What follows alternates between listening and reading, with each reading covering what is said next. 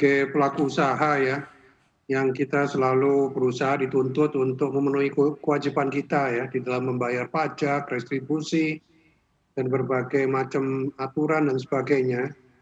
Ini sebetulnya kita juga menuntut ya sebetulnya bagaimana Pemda DKI Jakarta ini betul-betul bisa memperbaiki gitu ya. Karena ini kan bukan sekali dua kali ya,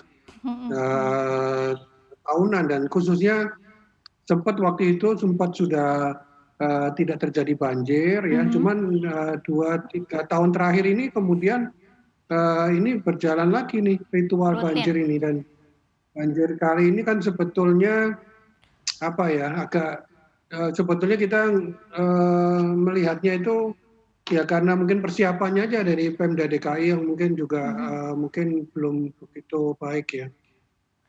Kalau dilihat dari kerugiannya sendiri yang dirasakan oleh pengusaha, baik di retail dan jenis usaha yang lainnya akibat banjir ini seberapa besar sebetulnya Pak Sani? Wah, kerugiannya besar sekali ya, bisa ya ratusan miliar sampai triliunan juga memang.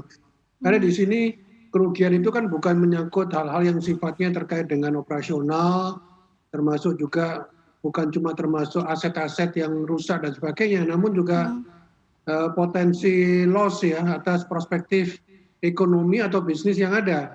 Jadi karena ada kondisi seperti ini sehingga yang harusnya itu barang bisa diproduksi, kemudian dikapalkan, dipasarkan dan sebagainya itu akhirnya jadi terhambat sehingga kemudian ada kehilangan daripada potensi bisnis yang ada gitu. Oke, dari jenis usahanya sendiri yang paling terdampak ini jenis usaha apa Pak Sani? Ya, kebanyakan memang yang berhubungan dengan usaha-usaha yang terkait dengan retail ya. Jadi ini kan distribusi barang dan jasa kan terhambat gitu ya.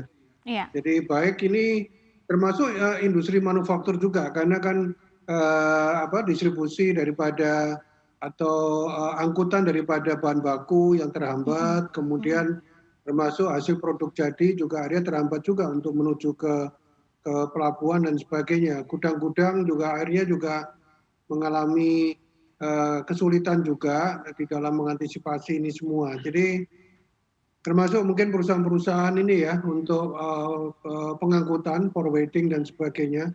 Iya. Ini karena banyak yang jalan-jalan terendam banjir sehingga mereka juga mengalami hambatan. Ya, Iya. jadi ini yang memang sangat disayangkan. Karena memang banjirnya juga sampai masuk ke jalan tol begitu ya. Nah, Pak Sani tadi sebutkan kerugiannya bisa sampai miliaran atau sampai triliunan. Kalau kita bandingkan dengan bencana banjir yang sempat terjadi di awal tahun 2020 sebelum adanya pandemi, kira-kira lebih besar yang mana sih Pak Sani kerugiannya? Karena kan sekarang belum semua juga usaha-usaha buka secara normal gitu ya akibat dari pandemi ini. Ada yang mengatakan justru kerugiannya tidak terlalu signifikan kalau dibandingkan dengan tahun lalu karena memang kondisi pandemi ini belum sepenuhnya berjalan normal gitu Pak Sani.